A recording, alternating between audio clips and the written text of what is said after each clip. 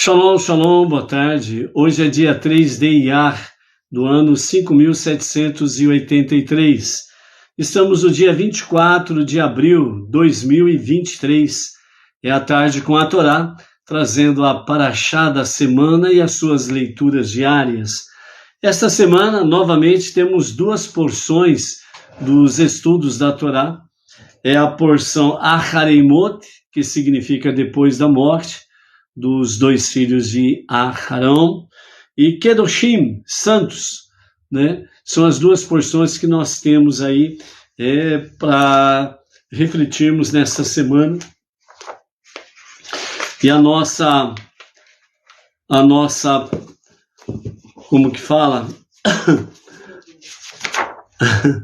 As nossas duas porções, elas estão no livro de Levítico, a partir do capítulo 16 até o capítulo 20 e o verso 27, né?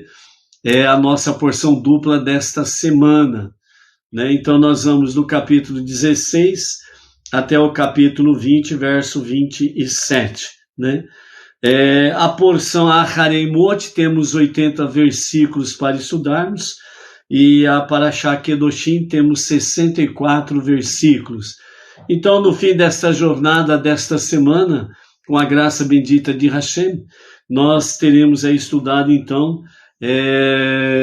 144 versículos, e nós vamos somar 3.339 versículos estudados até a presente data, neste fim de semana, ou no fim da próxima semana, no Shabat, né? A Parashá Harimot, nós estamos hoje na segunda aliá, na segunda leitura, que vai do capítulo 16, do verso 26, até o capítulo 17 e o verso 7, né? As duas porções. Vamos ver aí o poder do Yom Kippur, o poder da Teshuvá, né? Sobre esses aspectos, né? O poder do bode expiatório, o poder da Teshuvá, né, e o poder de Yom Kippur, e principalmente depois da destruição do segundo templo, no ano 69 da nossa era comum, qual é, né, o aprendizado para nós na presente data. Temos aí diante de nós o Homer, a contagem do Homer, e vamos trazer alguns fatos interessantes, curiosos, com referência ao mês de Iyar, o mês da cura, ok? Vamos para a contagem do Homer, né? Vamos fazer a contagem do Homer, né? E eu vou falar, depois vamos repetir juntos, e assim estaremos juntos fazendo a contagem do Homer. Estamos na terceira semana da contagem do Homer, hoje é o quarto dia da terceira semana, e hoje, né, nós vamos então contar da seguinte forma. Hoje é o dia 18, ou seja, 2 semanas e 4 dias do Homer. Vamos juntos? Hoje é o dia 18, ou seja, 2 semanas e 4 dias do Homer. E juntos nós vamos contando o Homer para a cura das nossas emoções e o refinamento da nossa personalidade, para que mais e mais possamos ser transformados em uma nova vida no nosso dia a dia, ok? Hoje nós estamos em Netzar Shebetferet, ou seja, persistência na compaixão. Vamos então para as nossas reflexões com hoje, né, o 18º dia, sobre persistência na compaixão. Minha compaixão é persistente e consistente? Ela é confiável ou caprichosa, excêntrica? Ela prevalece sobre outras formas na minha vida? Melhor dizendo, ela prevalece sobre outras forças na minha vida? Sou capaz de ter compaixão mesmo quando estou atarefado ou somente quando é cômodo para mim? Estarei pronto para levantar-me e lutar por outra pessoa? São essas perguntas para a nossa reflexão no dia de hoje, persistência na compaixão, né? Seja qual for a situação, nós precisamos ser persistentes na compaixão. O exercício do dia é: no meio de sua atividade diária, tire um momento para falar com alguém que precisa uma palavra de alento. Defenda alguém que está necessitado de simpatia, mesmo que não seja uma posição popular, né? Ou seja, no meio das suas atividades, né, durante o dia, tire um momento aí para falar com alguém, ajudar alguém, né? Uma pessoa que está com necessidade de uma simpatia, uma atenção, né? Muitas vezes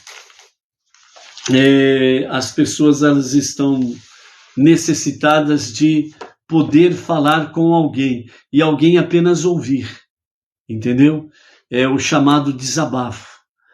Então, dê atenção a essa pessoa, trate com simpatia e seja o seu ouvido, né? Deixe a pessoa falar, desabafar, né? Se você tiver uma palavra edificante, positiva, você fala no final da sua palavra, né? Mas é uma realidade nos dias de hoje, amados. Muitas pessoas elas estão com necessidades de alguém poder ouvir o seu desabafo. Não é aquela questão de fofoca, de blá blá blá, não é aquela questão de ficar falando mal dos outros. A pessoa quer falar de si mesma, ela quer desabafar, ela quer falar um pouco das suas necessidades e não tem quem ouvir. Quando ela vai conversar com alguém, né, mal ela fala bom dia para a pessoa despeja tanta coisa negativa, né, e dela, da família, do mundo, das pessoas, etc. e tal, ela perde até o ânimo de falar alguma coisa, porque aquela pessoa está tão negativa, é melhor deixar para lá, né? Então essa é uma questão. Muitas vezes as pessoas elas querem ser ouvidas, né? Ela quer desabafar, abrir o coração, abrir a mente. Então é um momento em que você precisa de persistência na compaixão, ok? Baruch Hashem. Vamos a alguns fatos aí sobre o mês de Iyar, né? O mês de Iyar é o mês da cura, como já foi mencionado, e o mês de Iyar também nós temos as iniciais, né? Com referência ao nome Iyar, né? Ani Hashem Rofercha, que significa eu sou teu Deus que cura, né? Então o mês de Iyar é um mês propício à cura, né? E é importante nós seguirmos aqueles 4 passos. Lembra dos 4 passos de ontem? Os 4 passos para podermos realmente contemplar os milagres pelos meios naturais, né? Então, são eles, né? Encontre um bom médico e siga seu conselho. Afaste todos os pensamentos sobre a doença. Pense exclusivamente em termos de saúde. Terceiro, reforce sua confiança no médico da humanidade, o soberano dos mundos, sabendo que ele curará da maneira que lhe pareça adequada. E a quarta é: aumente seu estudo da luz interior da Torá, né? Então, são os 4 caminhos para seguirmos aí, para podermos contemplar os milagres pelos meios naturais, ou seja, você agindo de uma forma naturalmente e Deus fazendo o sobrenatural, ok? Não é cruzar os braços e esperar que venha de cima os milagres. Nós precisamos fazer a nossa parte. Iyar, né? Ele é o 8º e o 2º mês do calendário judaico. Ele é o 8º a partir de Tishrei, que é o mês de Rosh Hashanah, o aniversário da criação, o aniversário da criação do homem, né, do ser humano, né? Então é o 8º a partir de Tishrei. E ele é o 2º a partir de Nissan, que é o mês de Pessah, que é o que Deus disse na saída do Egito, né? Falando para Moshe e o povo judeu: esse será para vós o primeiro mês dos meses, significa o primeiro mês do ano. Então, por isso que ele é chamado de o mês do calendário sacerdotal ou espiritual, como queira, né, devido a esse fator aí, ok? A Torá ela possui 2 outros nomes para este mês. Né? Nos 5 livros de Moshe, os nomes dos meses judaicos, né, não têm nomes distintos. Em vez disso, né, Nissan é chamado de o primeiro mês, Iyar é chamado de segundo mês, e assim por diante. Né? Nos profetas, Iyar é chamado de Mesof, Radiance, que significa Rodesh Ziv. Rodesh Ziv, né? Que é o mês da radiância, né? Então é o mês da radiância, Rodesh Ziv, ou também o mês do esplendor, né? Porque quando as árvores estão repletas de flores, então é a radiância, né?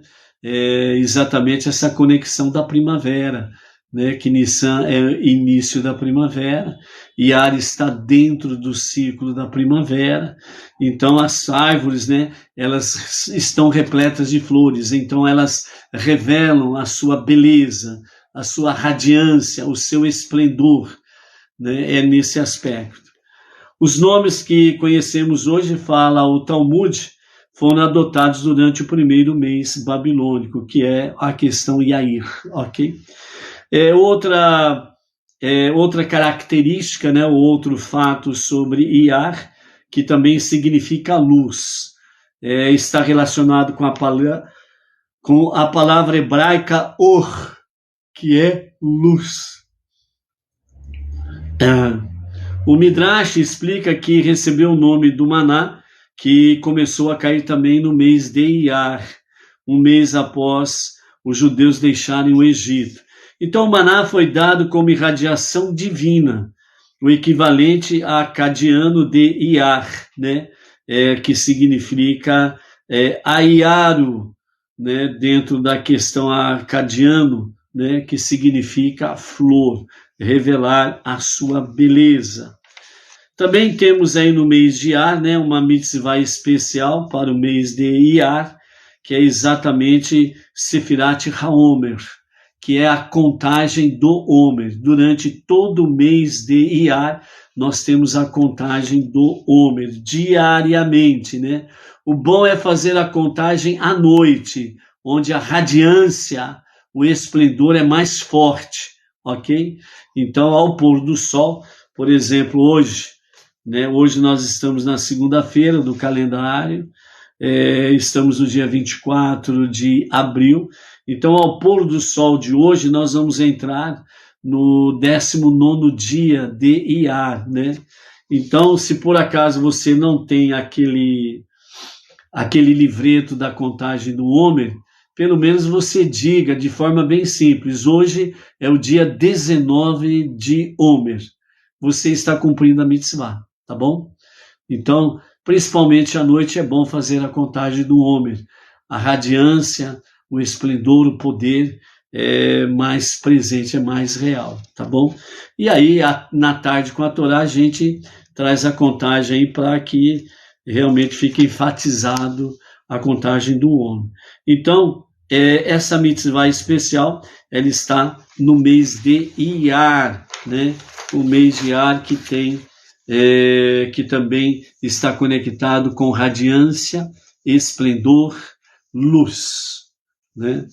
No dia 14 de Iyar, ao entardecer, ou seja, vamos ver que dia vai cair, 14 de Iyar, né? Então, o dia 14 de Iyar, ele vai cair na quinta-feira, dia 4 de maio, ao pôr do sol. Então, ao pôr do sol do dia 4 de maio, né, ao pôr do sol, entra-se no 15º dia de Iyar. E, portanto, né, no pôr do sol da quinta-feira até o pôr do sol da sexta-feira, é o dia 14 de Iyar, certo? é véspera de Pesach Sheni. Na sexta-feira, dia 5 de maio, sexta-feira, ao pôr do sol, então entra-se no 15º dia de Iyar, que é o segundo Pesach, o Pesach Sheni. Aqueles que não puderam comparecer no Pesach, né? Então ele tem o Pesach Sheni, né? Que é o segundo Pesach. Então está aí também essa característica. Temos no dia 18 de Iyar, né? Nós temos aí o Lag Baomer, né?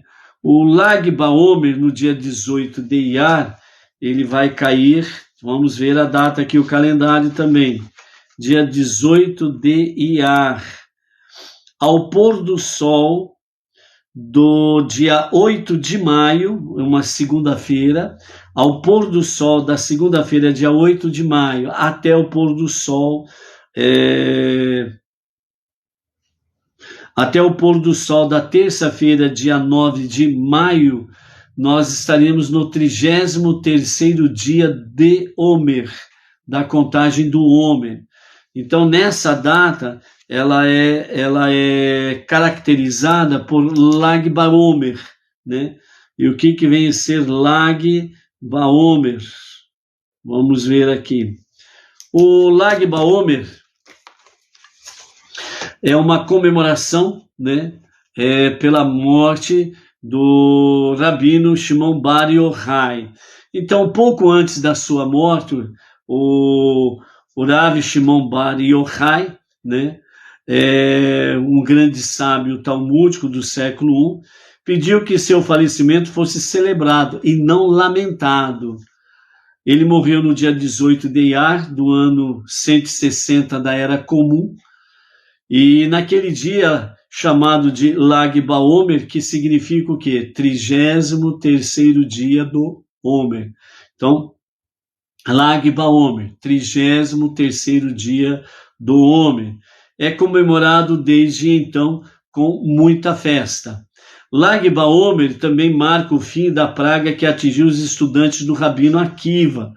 O Talmud relata que 24 mil discípulos do Rabino Akiva morreram no período entre Pesach e Shavuot. Então, nesse período de 49 dias, o Rabino Akiva ele perdeu 24 mil discípulos nesse período por causa de uma praga que se abateu no meio dos seus discípulos, no meio dos seus Hassidim, dos seus devotos, né? Onde a questão principal, né, que era o amar o próximo, eles extrapolaram os limites, né? Então, o que aconteceu foi aí que esse amor que deveria ser um amor fraterno, ele acabou sendo um amor destrutivo. Então, os discípulos, né, do Rabi Akiva, eles acabaram, então, não se respeitando mutuamente, porque cada um achava que era mais importante do que o outro. E aí, então, né, nessa disputa, né, o Talmud fala que eles morreram porque não se respeitaram mutuamente. Então veio uma praga e simplesmente levou 24 mil nessa história toda aí, né? Ou seja, é melhor amar o próximo do que acabar aí com uma praga e levando, ceifando a vida, não é verdade? Então, por isso, né, Lag Baomer, segundo o sexto Rebbe de Lubavitch, o Rebbe anterior, o Rebbe Yosef Yitzhak Sneerson, de abençoada memória, testemunha a escassez do conhecimento judaico em Nova York, na década de 40. Então ele estabeleceu um comitê nacional para o progresso da educação judaica, Shalom, que encorajou pais judeus a darem aos seus filhos uma educação judaica.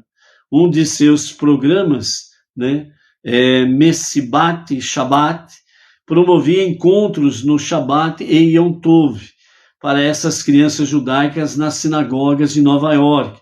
Em 1942, o primeiro encontro público, né, Messibos Shabbos, foi realizado fora da sede mundial do Rabat de Lubavitcher, no número 770 da Avenida Eastern Parkway, né? Um punhado de crianças, então, entoou canções judaicas, deu tzedakah e pronunciou berachot. Isso acabou evoluindo para o desfile conhecido como desfile de Lag BaOmer, que nem tem um desfile cívico por aí, né? O Lag BaOmer acabou virando um desfile, né? Nesse sentido aí. E então, em 29 de abril de 1956, Lubavitch Rebbe, o nosso Rebbe Menachem Mendel, né? Liderou o primeiro grande desfile em frente à sua residência e escritório, 770, que se tornaria uma tradição anual até a nossa atualidade. 2.000 crianças judias ouviram o Rebbe se referir a assuntos como o estudo de Torá e o significado de Lag BaOmer. Então eles marcharam segurando cartazes que promoviam a observância judaica. Desde então, um desfile de Lag BaOmer é realizado sempre que Lag BaOmer cai em um domingo, quando os alunos das escolas públicas também podem comparecer. Esse desfile foi adotado por vários Rabad no mundo inteiro, pelas várias casas Rabad no mundo inteiro, né? Então essas são algumas características para com o mês de Iyar, ok? Baruch Hashem. A nossa aliá de hoje, Baruch atah Adonai Eloheinu melech haolam she'hakol nהיה b'dvaро.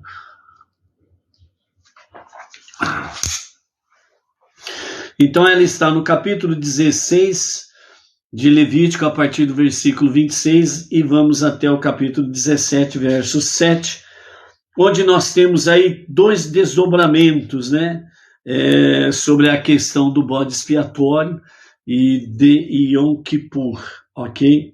Então, o poder da Teshuvá, são três itens importantes que precisamos estar conectados com isso. O poder do bode expiatório, o poder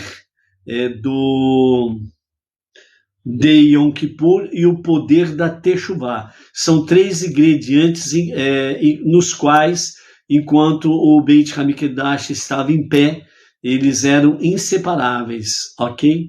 Então precisava dos três ingredientes estarem juntos na ação em Yom Kippur, ok? Então o próprio dia Yom Kippur, mais o bode expiatório, dois bodes que eram separados, e era feito um sorteio, o bode da direita, o bode da esquerda, e aquele bode que fosse sorteado para viver era o que seria levado ao deserto por uma pessoa designada para essa finalidade, e o outro seria levado ao sacrifício no altar de bronze, né? O bode que ficava vivo, então, Aharon colocava suas duas mãos sobre a cabeça do bode, e ali, então, ele confessava os pecados do povo judeu. E então, esse bode, depois da confissão dos pecados, esse bode era levado por essa pessoa designada para tal finalidade ao deserto. E quando ele chegava perto de um penhasco, um espinhadeiro, né?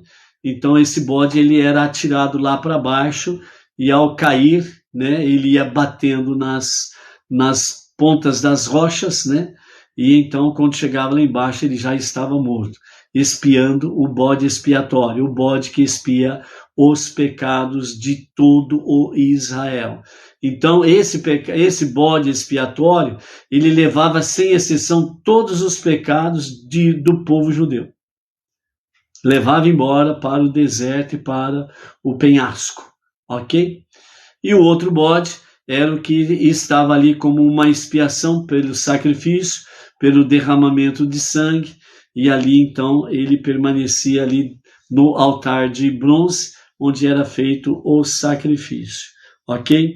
Então, vamos ver os desdobramentos, né, nos comentários de Irash, que o nosso Rebbe Menachem Mendel traz para nós, sobre sobre esses fatores aqui, ok?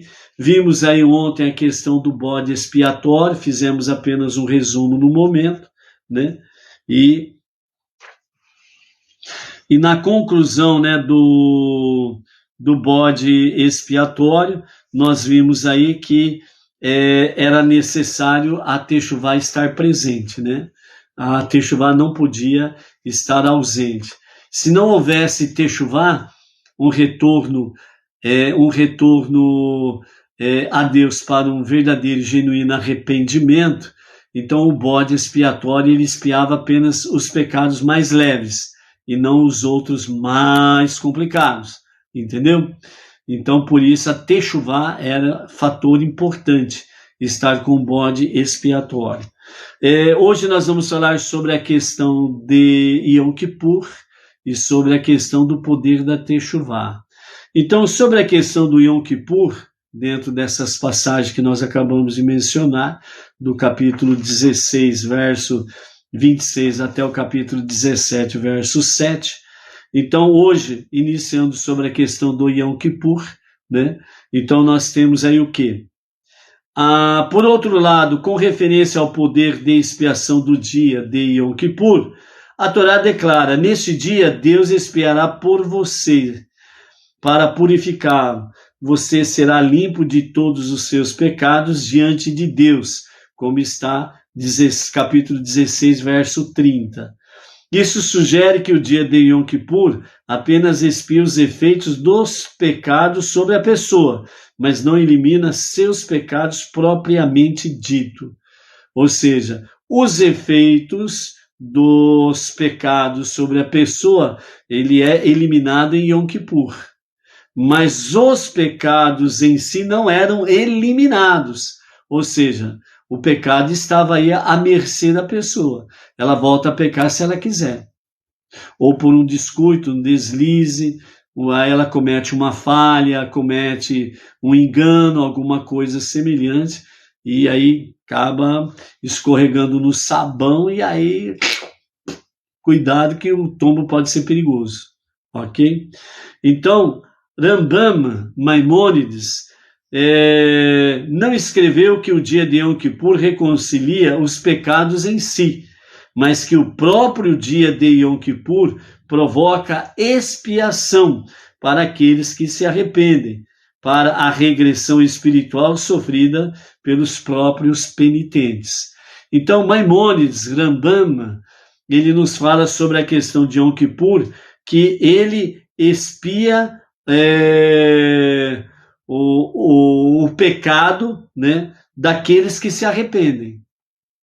Então é a questão do efeito sobre a pessoa, né? Então ele fica livre, né, numa linguagem simples para entender, ele fica livre da maldição do pecado. O pecado continua existindo.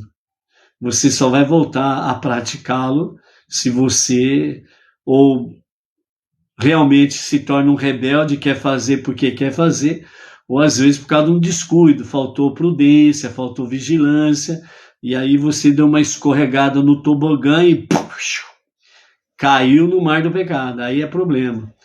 Então, a segunda ação ela precisa ser de techuvá rapidamente. Não pode deixar o pecado criar rabo, está entendendo? Quando o pecado cria rabo, aí a conversa fica feia.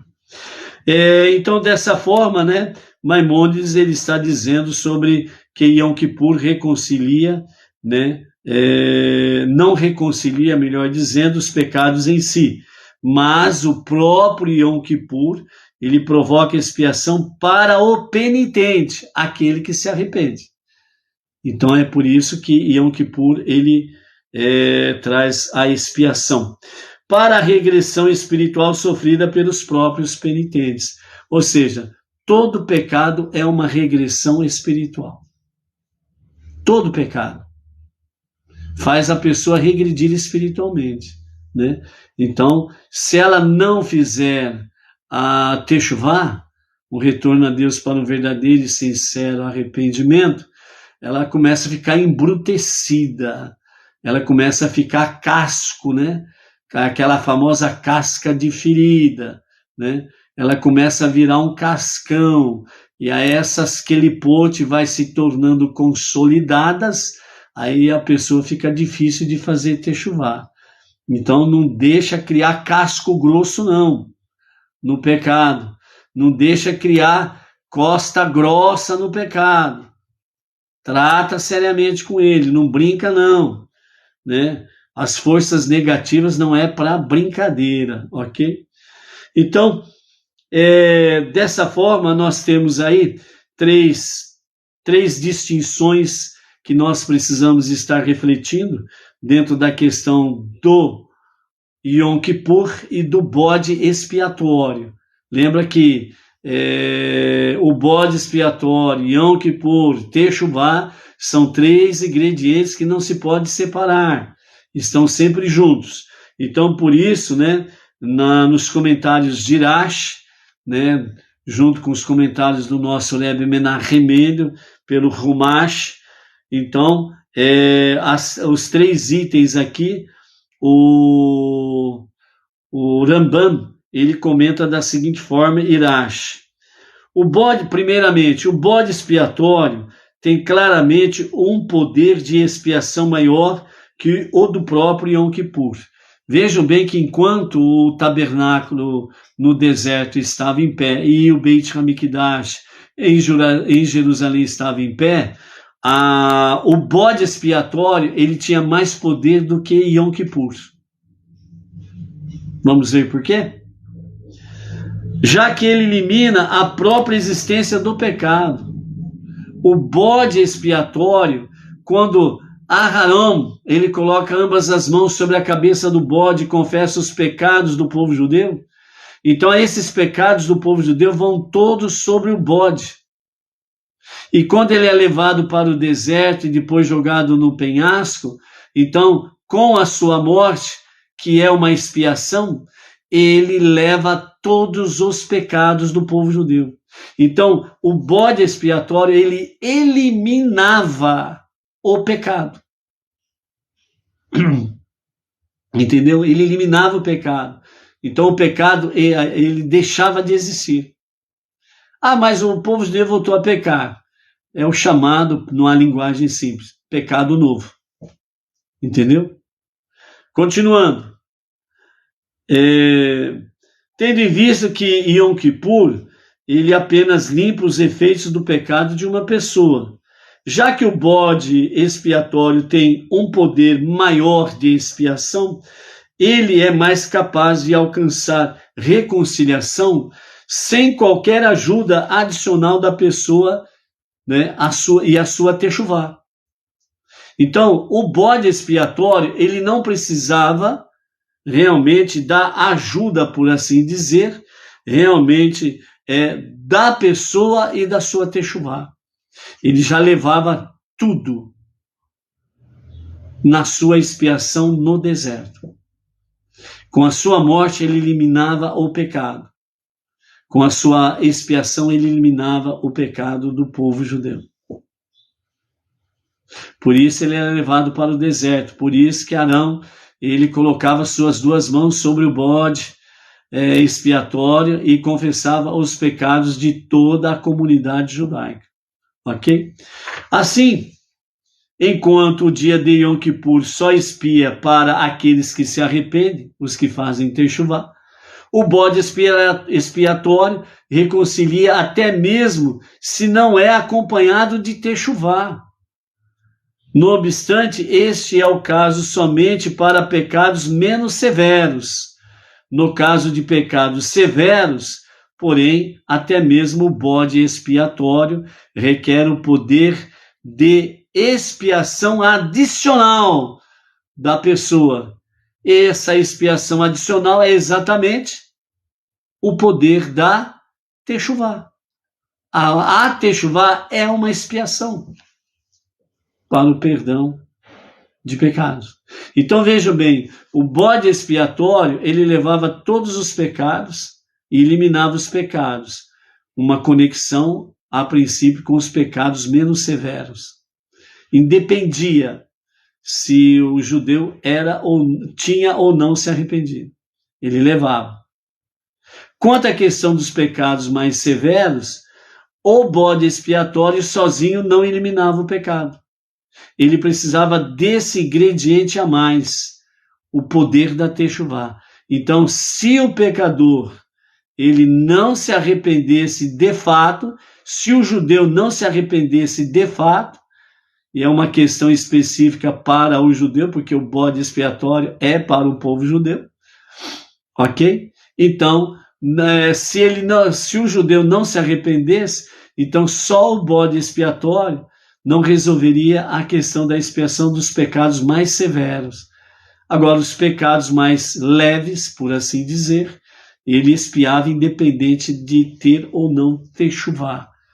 Mas aquele detalhe, né? Se tem um pecado grave nessa história, o bode levou o pecado mais suave, mas aí o peão não ficou arrependido do pecado mais grave, aí a vaca vai para o brejo do mesmo jeito, entendeu? O poder da techuvá.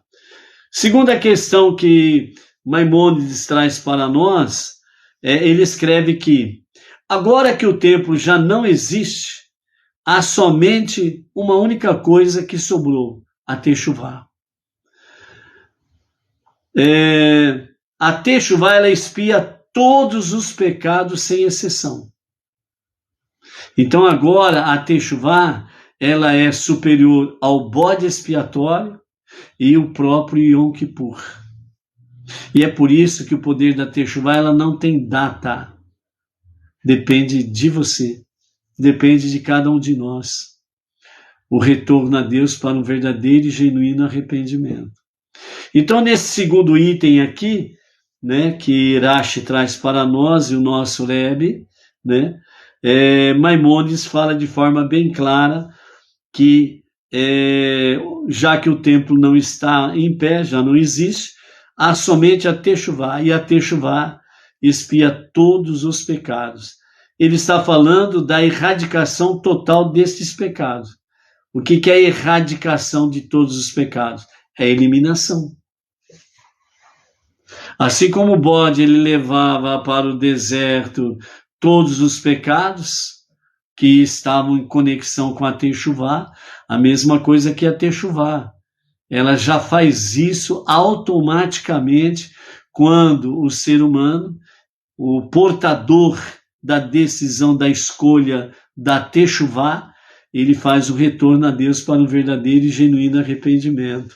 Ele simplesmente, a techuvá simplesmente leva, ela elimina todos os pecados daquela pessoa. Entendeu? Continuando ainda. Então, e como o bode expiatório não está mais disponível, não há realmente nenhuma maneira de eliminar a existência dos pecados de uma pessoa no mundo, a não ser a techuvá. O poder da techuvá é a única coisa que há para que haja totalmente perdão de pecados. Você não precisa do bode, você não precisa especificamente de Yom Kippur. Yom Kippur é apenas para confirmar que você, durante todo o ano, aprendeu a lição da techuvá, o retorno a Deus para um verdadeiro e genuíno arrependimento. Mas isso não contradiz a declaração posterior dele de que o próprio dia de Yom Kippur provoca expiação, já que o dia de Yom Kippur somente expia os efeitos dos pecados da pessoa e não os pecados em si. Assim, ainda é verdade dizer que, se a pessoa deseja eliminar seus pecados mesmos, há somente uma coisa a fazer, há somente a techuvá. Pois o dia de Yom Kippur não é efetivo nessa área. É a techuvá que move a mão de Deus, o coração de Deus, o pensamento de Deus para o seu bem. Perdão, e não me lembrarei mais deles, né? Diz em outra passagem. que os vossos pecados lançarei nas profundezas dos mares e não me lembrarei mais dele. Por quê? Porque houve Techuvá. Esse é o poder da Techuvá. Então, dessa forma, amados, né? O terceiro e último tópico aqui, como o poder da expiação do dia de Yom Kippur é inferior ao bode expiatório, não há necessidade de mencionar o primeiro quando o último está disponível. Ou seja, se existe o bode expiatório, não há necessidade de mencionar Yom Kippur. Porque o bode expiatório é superior a Yom Kippur. Já pensou nisso? Não havendo bode, Yom Kippur é superior. Havendo Techuvá, a Techuvá é superior a Yom Kippur e ao bode. Ou seja, você tem o poder do perdão. Basta você fazer Techuvá. E Deus te perdoa completamente, sem reservas. Então não é aquela questão, será que eu fui perdoado ou não? A questão não é essa, a questão é, será que de fato eu abandonei este e aquele outro pecadão? Entendeu? A resposta continua em cada um de nós mesmos. Ok? Então por isso, foi somente ao discutir a expiação na era atual que Maimônides mencionou pela primeira vez que o próprio dia de Yom Kippur provoca expiação, pois quando a expiação mais poderosa feita pelo bode expiatório estava disponível, o poder relativamente mais fraco do dia de Yom Kippur ofuscava-se em comparação, ou seja, o próprio Yom Kippur ficava ofuscado por causa do bode expiatório. Como não tem o bode expiatório, veja o foco que é dado a Yom Kippur. Olha a importância do Yom Kippur. Mas superior aos dois está a Techuvá, o poder da Techuvá. Então, os nossos mestres falam, a Techuvá tem poder, inclusive, da retroatividade. Pecadão que ficou escondido lá atrás, lá, que você nem se lembra mais. A Techuvá, ela leva embora aquele pecadão também. Entendeu? O poder da Techuvá. Pois embora o passado não esteja mais sobre a prerrogativa do homem, não obstante, Deus, que está além de qualquer categoria de tempo, e assim transcende as categorias de tempo e de limitações, espaço e companhia limitada, dotou a Techuvá de uma qualidade especial e maravilhosa, por meio da qual o homem recupera o domínio sobre o seu passado. Além disso, por meio deste poder especial da Techuvá, o homem não só pode tornar o passado neutro e ineficaz, como também pode até revertê-lo em algo positivo, como os nossos sábios falam, de abençoada memória. Eles afirmaram, transgressões intencionais se tornam, no seu caso, considerados como se fossem méritos. Yomá 86b, conforme fala no Talmud, ok? Este poder da Techuvá, por meio do qual o homem consegue recuperar o controle sobre o seu passado, é possível porque, por um lado, ele deriva de uma fonte que transcende a categoria de tempo, conforme mencionado já, e por outro, ele é extraído por completo e implementado de um certo modo para permear o ser inteiro do arrependido, alcançando o âmago da sua alma divina, que igualmente transcende o tempo e alterações e sempre permanece leal à divindade, porque é realmente uma parte da divindade acima, né?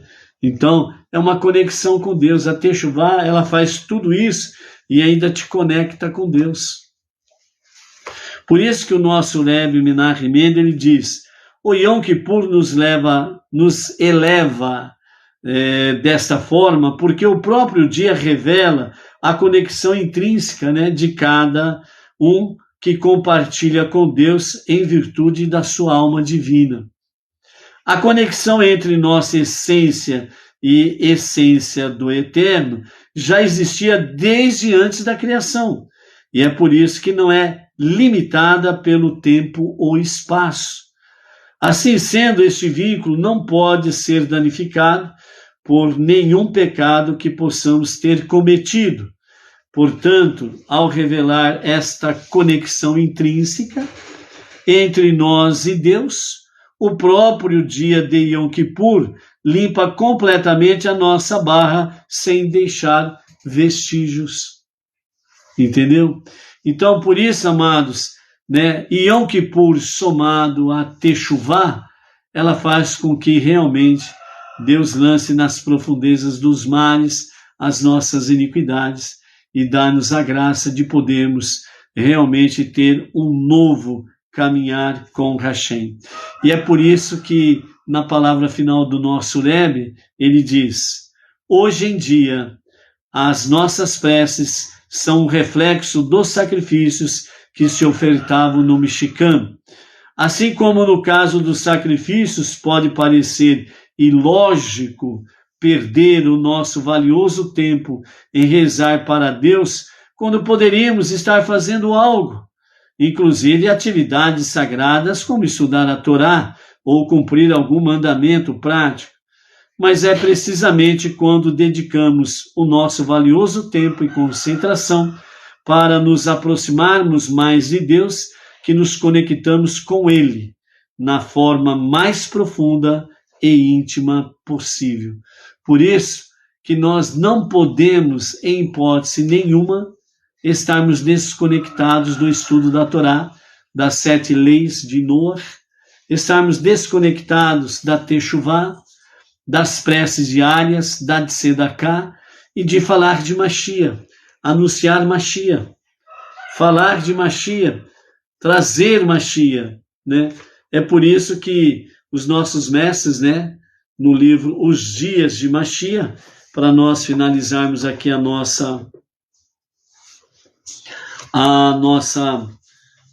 live, né? Então, nos fala sobre a questão das dores do parto de Mashiach. Embora não saibamos exatamente como vai ocorrer a Geulah, a redenção, uma coisa está clara: o mundo ficará pior antes de melhorar. O mundo ficará pior antes de melhorar. Isso faz parte dos sinais inspiradores diante da iminente revelação de Mashiach. Então, para as coisas melhorarem, vai precisar piorar um pouco mais. Ou bota piorar nisto, entendeu? Veja a redenção do Egito. Agora veja os exemplos, porque os mestres estão trazendo para nós essa retórica, que ante a revelação iminente de Mashiach, as coisas vão ficar piores. Então, quando as coisas começarem a ficarem piores, ouça os passos de Mashiach. Ele está mais perto do que você imagina. Aí então os nossos mestres dão os seguintes exemplos para que nós estejamos conectados com o alerta.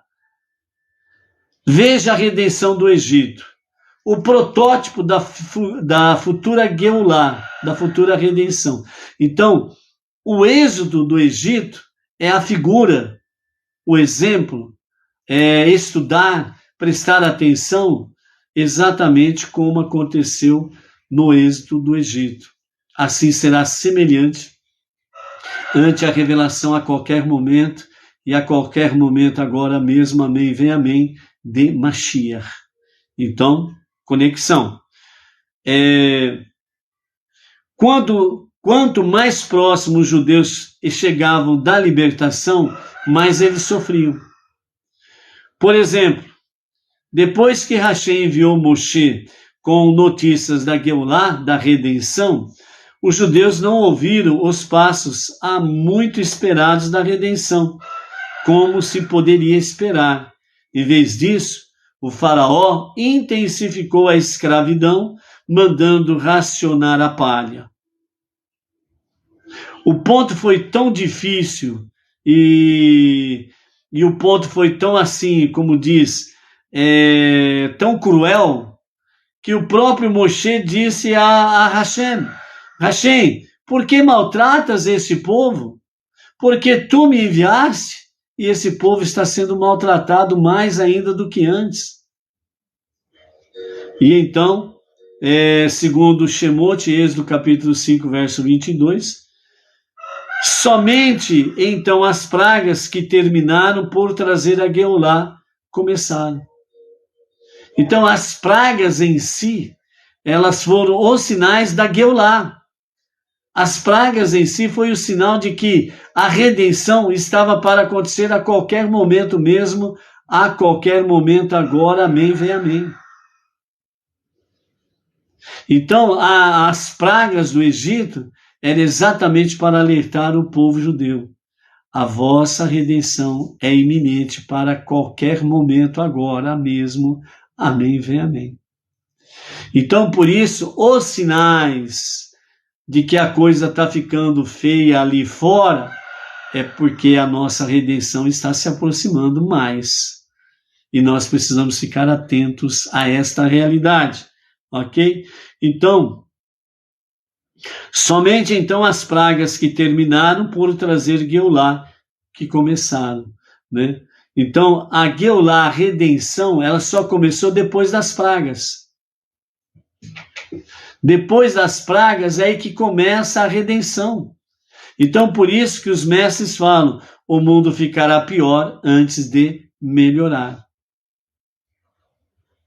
Então, atenção. Um outro detalhe que os nossos mestres trazem para nós é sobre o Zohar Hadash, sobre Bereshit, capítulo 6, verso 1. Ele descreve a sequência da Geulá, da redenção.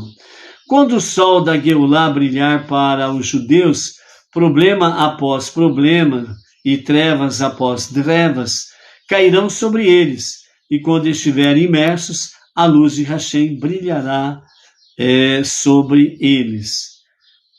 Comentando o final da Parashá de Shemot, de Êxodo, o comentarista Kli Yakar, ele escreve o seguinte: nas mesmas linhas disto, todo dia perto da alvorada, a escuridão é mais profunda. Da mesma forma, no inverno, perto do nascer do sol, o frio fica cada vez mais forte. E termina por ser vencida pelo sol. Que horas que termina a escuridão? A hora que começa a brilhar os primeiros raios solares. Que horas que começa realmente a ser dissipado o frio? Na hora que começam as atividades do Beit Hamikdash, ou seja, exatamente na hora da Geulá. A redenção, ela começa imediatamente depois do ponto mais intenso da escuridão, do frio, das pragas. O momento mais intenso no Egito foram as 10 pragas. Aí em seguida veio a redenção. Então nós precisamos estar atentos aos sinais, ou seja, a coisa vai ficar feia para poder melhorar, ok? Então, as tribulações de Israel no início da sua redenção no Egito punirão os perversos e refinarão os justos. Porém, esse sofrimento é a entrada pela qual virá a redenção. Então, a princípio, esse sofrimento, ele vai servir para o povo judeu e para os não-judeus que estão na jornada monoteísta com fundamento judaico e orientação rabínica, vão servir exatamente para o refinamento, para a redenção. Enquanto para os ímpios e os perversos, serão punição para eles. Então, por isso que nós vimos, né, no outro livro sobre Mashiach, né, onde nós vimos ali que, de um lado, muita escuridão. e dentro da prática espiritual, ética, moral e companhia limitada, o povão vai estar sofrendo realmente grandes sofrimentos. Mas para os judeus, para o povo judeu e para os Benei Noa, os não-judeus que abraçaram a fé monoteísta com fundamento judaico, ele automaticamente é poupado das dores de Mashiach, das dores de parto de Mashiach, ok?